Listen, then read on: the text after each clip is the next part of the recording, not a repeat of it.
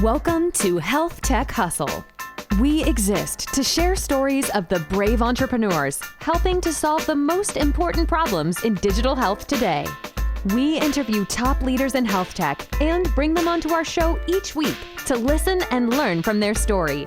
With your host, Rodney Hu, founder of 209 Digital.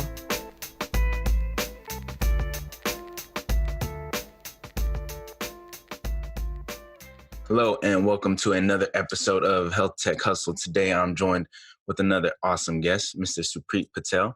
He is the healthcare principal at Ionic Security, and I'm excited to have him on and share what they're doing over at Ionic and learn more about the day-to-days that he's doing. So with that being said, Suprit, welcome to the podcast. Thanks for having me. Looking forward to the conversation. No problem. So let's just get started. Why don't you give people a little background of who you are and how you actually got into health tech and your position at Ionic? Yeah, I like to say I kind of accidentally fell into health tech. I started out after college in financial services, and the bank I was working for at the time in New York was going through a change of location. So they were shipping a bunch of people off to Delaware. I didn't really want to go to Delaware at that time. And so I started looking for jobs, and I ended up landing a job at a company in Washington, D.C. called the Advisory Board Company, which was at the time mostly known for research and being kind of a healthcare think tank, but they were launching a business intelligence group. And so I was one of the first hires, external hires into that group. And so that was back in early 2000s. And ever since then, I've stayed in the healthcare IT world and done everything from, develop and design new products that we take out to market for hospitals and health systems to working for EHR vendors and eventually started my own business serving healthcare clients. And now most recently, working in the data security space with Ionic as they look to expand into the healthcare vertical and make an impact there. Nice. So at Ionic, you guys just focus on data security for pretty much everyone, but now you guys are trying to break into healthcare, correct? Yeah. A strong presence in financial services and the federal space and even commercial, but healthcare is a relatively new vertical. Mm-hmm. The nice thing is the applications of Ionic's technology in the other verticals like commercial, federal, and financial services really applies directly to the healthcare vertical, because what we're seeing in healthcare is a lot of organizations are moving to the cloud. And when you move to the cloud, it's obviously there's some benefits with that, but there's also some big risks in the security and privacy world. So what I liked about Ionic is that the application itself has applicability across verticals and across sectors and even across sizes of companies. You don't have to be the biggest healthcare organization to benefit from the product offering. Nice. So we all know, like in the healthcare industry, like data and HIPAA, all that's like big thing to keep in mind. So like, what is your role at Iconic and what's Iconic's role in the healthcare industry and improving it? Yeah, I mean, at Ionic, what I'm trying to really leverage is, or kind of jump on top of, is this momentum in the healthcare world that we see towards healthcare consumerism, or even patient empowerment, some people call it.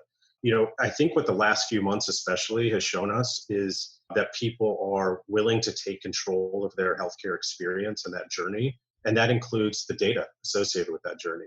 They're wanting to have more control of that, and they're willing to communicate with providers through virtual health platforms. Telemedicine is an obvious one, but we also see a lot of connected devices, the Internet of Things in the healthcare world. It's the Internet of Medical Things, but that tells us something about people as consumers and their habits. And I think obviously this pandemic has been a global issue, and it's really impacted organizations and people across the board.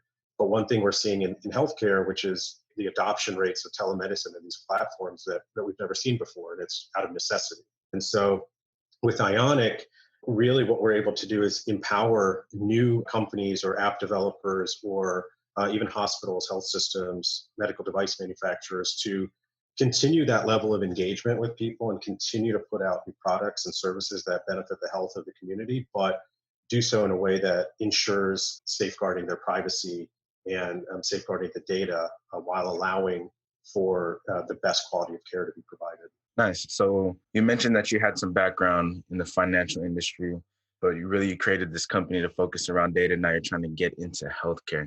Can we kind of talk about your journey to actually starting this company and how that's been just from conception to actual implementation and growing the company? Yeah. So, full disclosure, I wish I had started Ionic. That would have made me a pretty profitable guy. But, just the journey to getting here, obviously spent the last 15, 16 years in healthcare and health tech. Why I started my own company, the Vestige Group, about 6 years ago was coming out of consulting and a lot of the other roles I'd had in healthcare. I saw a need for a platform or a way for providers to better understand their patients, not just as patients, but as people and as consumers, and what they were out there looking for, what they needed, and you really using external data to help providers make smarter decisions about things like service line expansion or mergers and acquisitions, or a lot of the other kind of trends that we're seeing in the industry. What led me to Ionic was really that was a natural progression, because I think what Ionic does is something I was leveraging. We were leveraging a lot of data to help build applications, and Ionic, has come up with a really powerful solution that allows us to enforce security of that data and make sure that we're developing applications in the right way, and then protecting all this, PHI and other sensitive information. And that's really what brought me here, is to help stand up this healthcare vertical as something I really see as necessary in this industry. Nice. So I think just like hearing you talk, like I can see the opportunity available, especially like with this whole COVID thing and how that's disrupted the entire industry, so to say. And like you had mentioned, telemedicine and all these patients and providers are all communicating all over the place. And so there's a That's constant right. transfer of data. And like you said, even though the patients are comfortable putting their data out there, they still want to feel safe and secure, which is where you guys come in. Yeah, they do. I mean, and it's not just patients and providers that are communicating. Like we were just talking about before we started, was we have this whole remote workforce now, and you have a distributed workforce, and hospitals are no different than anybody else. Obviously, clinicians are still in the hospitals and serving patients, but hospitals have a lot of other staff. They're big organizations, and they have to support that staff. So they have to make sure that the people who in their organization who need access to the data have it, but also have it securely and can have it in a way that it can always be tracked and logged, so that all the security protocols are kind of being enforced. And so, yeah, it's been an interesting kind of time for hospitals. I keep saying hospitals, but the industry in general, right? I mean, when you take the financial impact that this has had on them, has been massive. And so it's actually provided an opportunity for organizations to look for more efficient solutions. And I think, as one of those efficient solutions is migrating to the cloud and using the powerful platforms that AWS and Microsoft and Google kind of offer to people from a storage and even a computing perspective to reduce costs and centralize work. Nice. So take us through like the day-to-day responsibilities of Suprit. It's kind of twofold. One is things like this, right? Which is getting out there and talking to people and presenting the vision and kind of need that Ionic helps deliver on. And that's really important, kind of adjusting to that and talking about that, being more market facing and being kind of an industry expert, as somebody who spent, all my career in this world, and being able to speak to that. And the other is obviously where Ionic is in their life cycle is serving in more of a sales capacity. So, making those connections to say, look, we know organizations need this. Now, how do we get them to, in this environment where, the resources are stretched thin, budgets are tight, there's a lot of competing priorities. How do we get them to acknowledge that this is a very important part of their path forward? And so that falls somewhat in that sales world as well. And then content, we're always working on new content. How do we frame this in the right way? How do we take what we've learned from other clients in other industries and show healthcare that this is something that they can learn from and take advantage of as well? And, I've seen that previously. Like a good example would probably be in the world of marketing and advertising.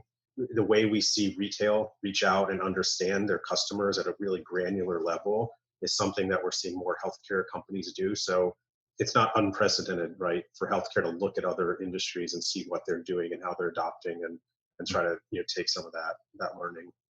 Yeah, especially within like healthcare technology, because everyone knows how slow healthcare is to adopting new technology and how long Yeah. that sales cycle is. So it's definitely interesting to see how you're able to kind of break into the market. And you mentioned Yeah.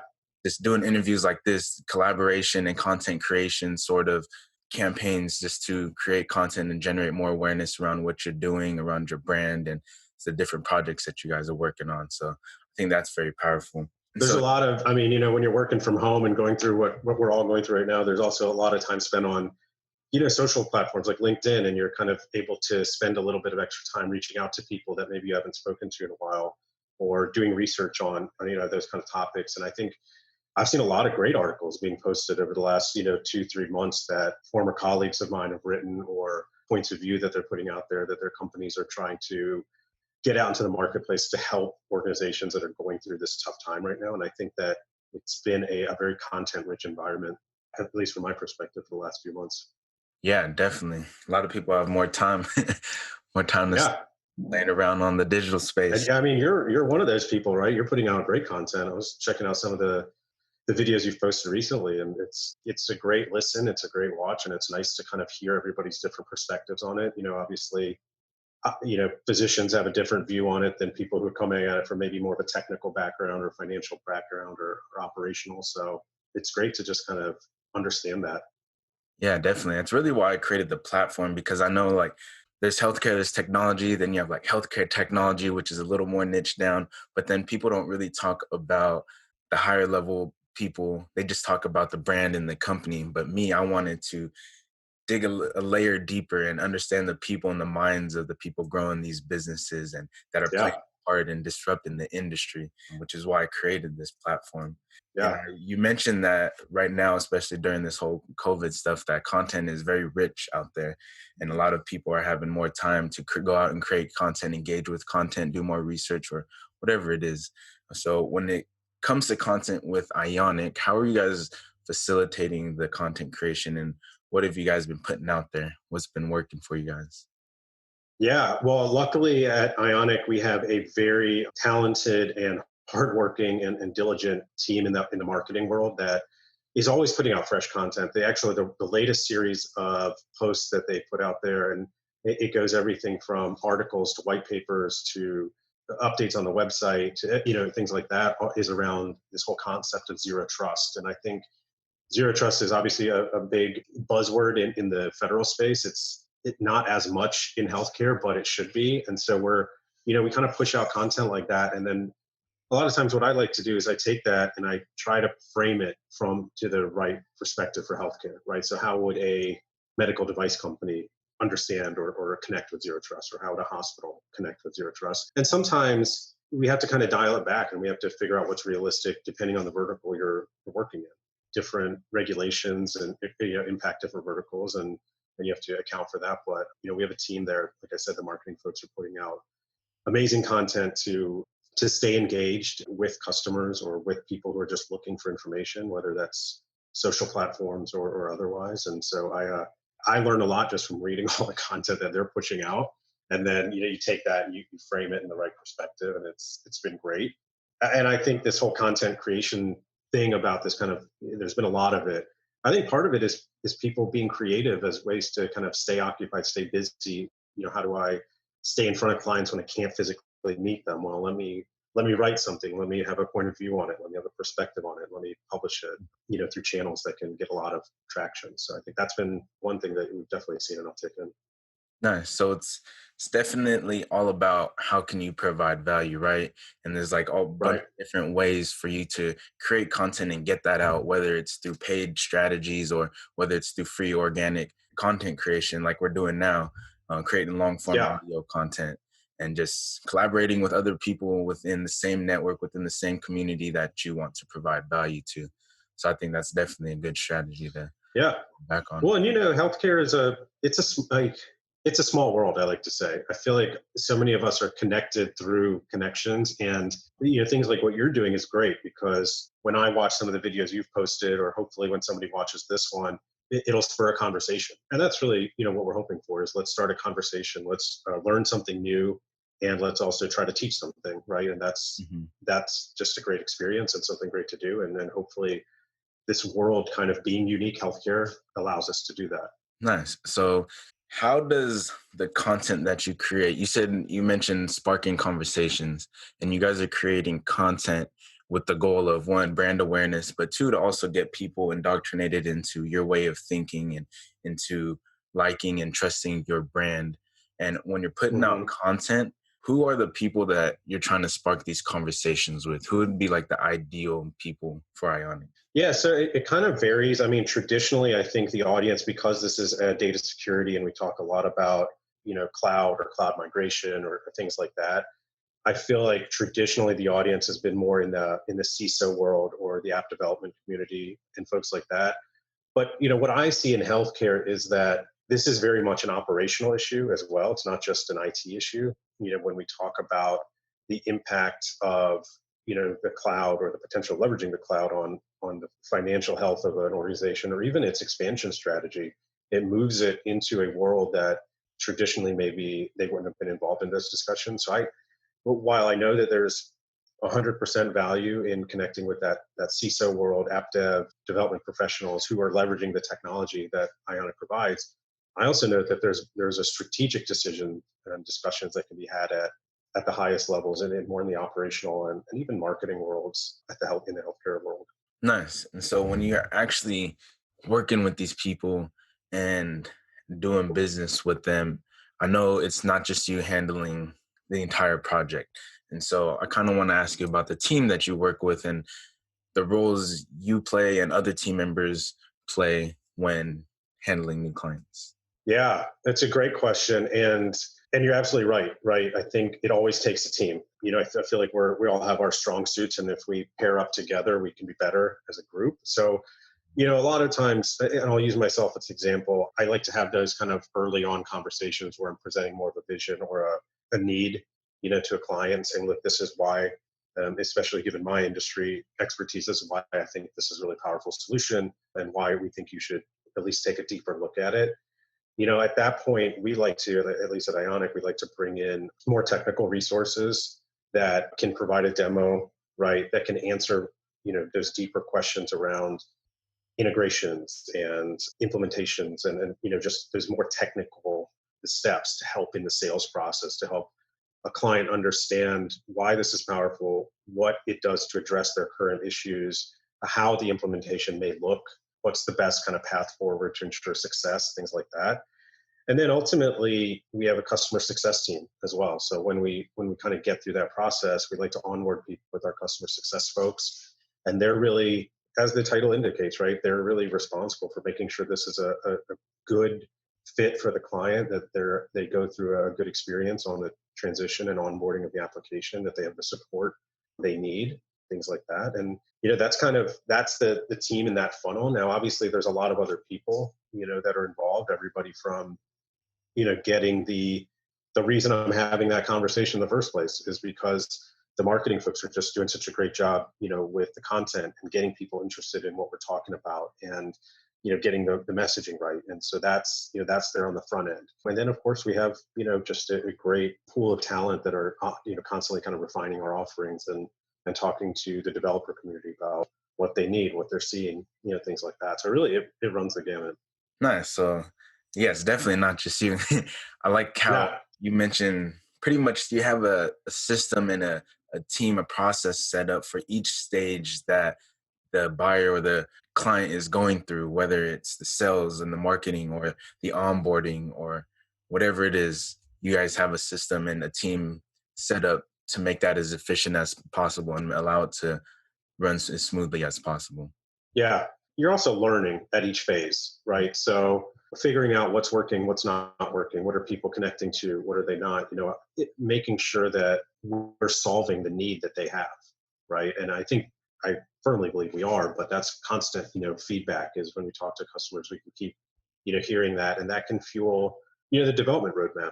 It can fuel a lot of things. So, having multiple people involved in that process that's another benefit of that is it's not just one person's perspective on it. We get a group of people that are going through it and learning and hearing from the customers and learning from that and helping, use that to kind of drive our vision forward. Yeah, definitely. Awesome. And so we kind of touched on a couple of problems that you've seen in the industry, obviously data security. and Yeah. just getting people secure with that and comfortable with that. But what is like the ultimate solution or the ideal situation that you see in this industry as far as data? You know what? It's not that there's a shortage of data, right? And I think we all know that. There's so much data, and there's going to be so much more data, in the upcoming weeks, months, years, as we get new applications and we have new ways of tracking things. So it's not the lack of data; it's the ability to gain insight from that data that I think has always been the challenge. And that's not a new concept. I didn't come up with that concept, but I fully believe in it. I think that coming up with ways to analyze an ever increasing amount of data and then be able to tell a story from that data and then use that to either fuel growth or make decisions. And in some cases in this world, right, healthcare, those are critical, life and death decisions. These are really important decisions that have to be made, and more, they're made on data. And so I definitely think that the more data we have, the more digitization of information that we have going on. We have to protect it. Obviously, that's where Ionic comes in. But then we also have to be able to analyze it and operationalize what you're learning from it. Mm. Interesting. So not only just protecting all the data as it's rapidly growing for sure, because I'm sure you guys don't just have a set amount of data, it's just constantly growing, but not just keeping it secure, but also using it and leveraging it to find new opportunities and being able to analyze it and understanding. Yeah. Yeah. I mean, absolutely. Somebody who started their own, business a number of years ago, a small business, and, I'm tied into that community pretty strongly. I mean, a lot of this goes to empowering small to medium sized businesses. There's a lot of companies out there, especially in the healthcare world, that can do really powerful analyses or have powerful product offerings in this world. But what that relies on, and the risk and the reason maybe they don't grow as fast as they should, there's always a lot of hesitancy in the healthcare world of sharing the data, right? Because of the privacy concern, because of a lot of other concerns. And that's where I think Ionic really steps in, is by protecting that data and being able to, in real time, enforce decisions, policy decisions, being able to deny or allow access in real time. That also empowers a lot of companies to be able to go out there and develop new applications or new products that help make sense of all this increasing amount of data. Awesome. Awesome. So yeah, we're kind of coming up towards the end, but I just got a couple more questions for you. One of Yeah. them is, I know you guys at Ionic, you have backgrounds in a bunch of other industries, but now you're breaking into the healthcare vertical. And how's that been? What sort of obstacles have you faced? And how is the healthcare industry different than all the other ones that you guys have been working with?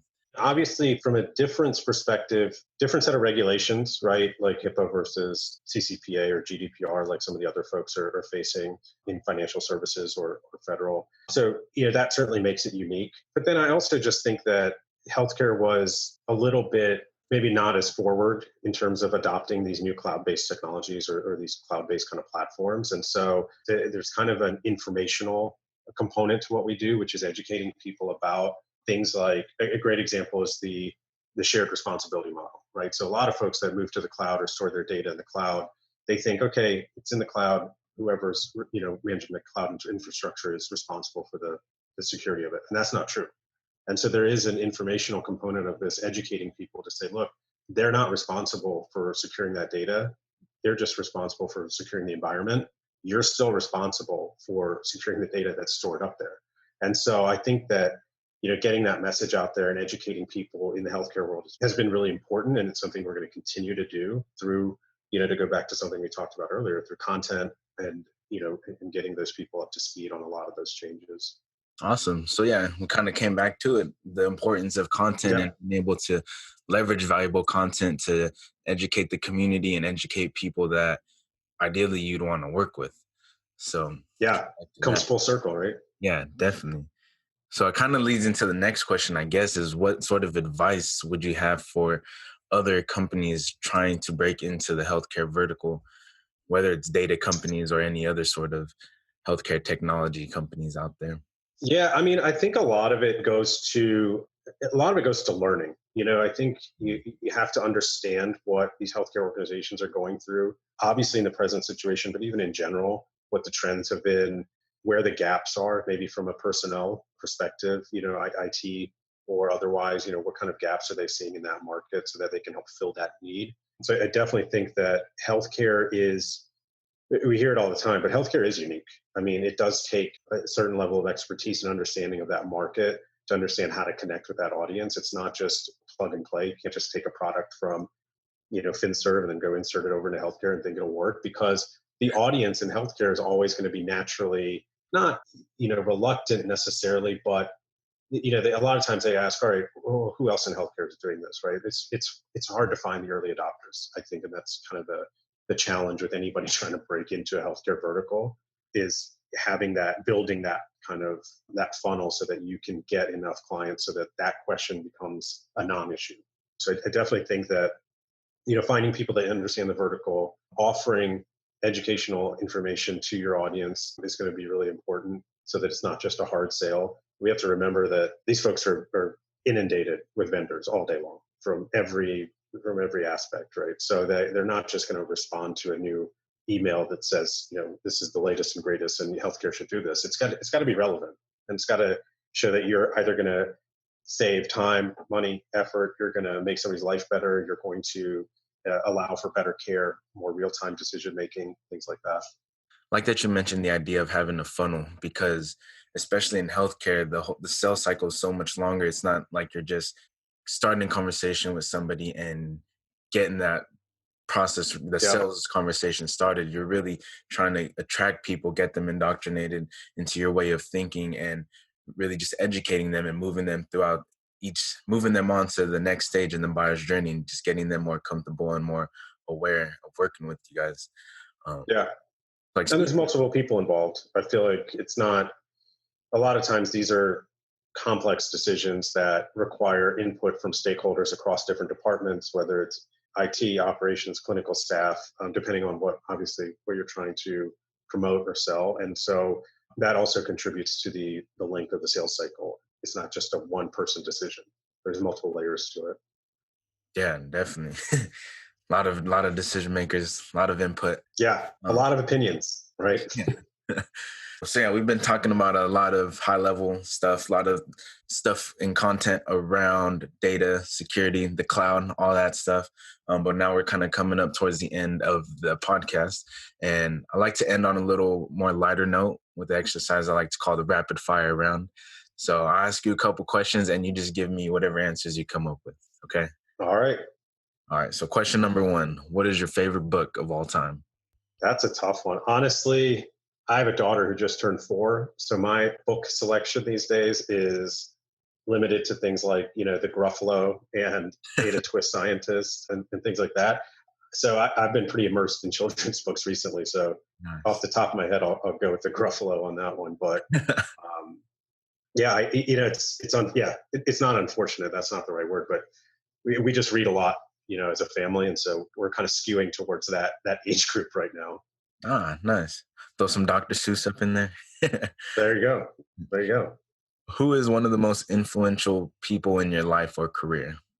Besides, I'm pretty fortunate to have a very inspiring base of people in my own family, my sisters, my parents, and my wife, folks like that. I think so that's always a source of inspiration for me. I think from a professional standpoint, I've been very lucky to have mentors at almost every company I've worked with that I've stayed in touch with and that have been really, really powerful people to learn from. When I was back at Ernst & Young in their healthcare advisory practice, there was a partner there who's no longer there. He's at another firm now, but his name's Bill Farah, and he was still serves as a mentor and a really a coach in some respects, for professional endeavors. So definitely lean on his advice and his thinking a lot. Awesome. Shout out to him. What is Yeah. one goal you want to accomplish this year? Wow. I think the main thing I'm focused on right now is making Ionic and their platform Machina more of a household, name and concept and technology in this healthcare vertical. I think that's really what I'm shooting for in the second half of the year. I mean, today's the last day of June, right? Yeah. Yeah. So as we're heading into the second half of the year, that's really my goal. I want to get the word out. I think it's such a powerful solution. It's a powerful application. It has a lot of potential, but we also have a lot of work to do to get people talking about it. But that's might as well set a lofty goal, right? That's what Yeah, it is. definitely. And doing interviews like this is definitely a There you go. direction for sure. Yeah. What I is don't know. Another goal could be just going out to dinner, in a restaurant. Imagine that. That's crazy. That's a goal in 2020. I know. Maybe next year. For sure. All right, last one. What is one piece of advice you would give to your 20-year-old self? You know what? Just not to take anything too seriously. I feel like when we're younger, at least for a lot of people, it's about you're always planning the next step, right? I want to do this after college. I want to go to grad school. I need to work here to get this kind of job. And that's just not, there was too much kind of future thinking instead of enjoying that moment. I mean, how many of us don't wish we could go back to being 20 right now? So, enjoying that moment and not, taking things too seriously. Grades and that kind of stuff. Obviously, we want to work hard and learn, but, there's a lot of other opportunities that you have at that age that you don't really have when you get older. And so it's taking advantage of that and really living in that moment. Awesome. Perfect way to end today's episode. So yeah, Suprit, I just want to thank you again for just jumping on and sharing what you're doing over at Ionic and just talking about data, the cloud, and problems that you're identifying and noticing in the industry and where you see the industry trends growing and going. So just want to thank you for jumping on, sharing your insight. Definitely a lot of value. Yeah, appreciate it. Yeah. So actually, before we go, where could people learn more about you and Ionic? Yeah, so they can definitely go to Ionic's website, and then my LinkedIn profile is always up to date, and I'm always open to, connecting with new people, having conversations through there. So either of those would be good. Awesome. And I'll definitely be sure to include the links in the description and in the blog. So they'll definitely be able to link back to you there. Awesome. Yeah, I learned a long time ago. I did a podcast like many years ago, and I don't know why. For some reason, I gave my cell phone number out on the podcast. So let's stick to LinkedIn and the website for right now. Oh, yeah, that's a bad idea. Yeah, horrible. Awesome. Well, anyways, that ends today's episode. Thanks, everyone, for listening. Thanks for listening to today's episode of Health Tech Hustle with Rodney Hu, founder of 209 Digital. Tune in next week for another interview with an expert leader in digital health.